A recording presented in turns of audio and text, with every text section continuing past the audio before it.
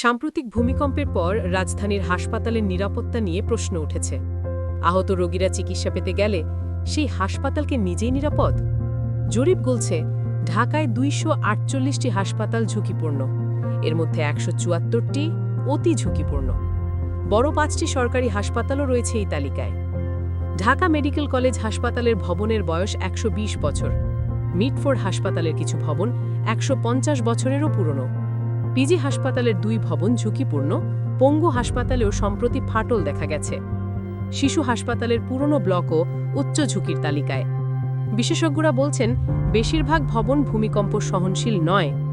ঝুঁকিপূর্ণ ভবনে চিকিৎসা, ক্লাস এবং আবাসন সবই চলছে নিয়মিত।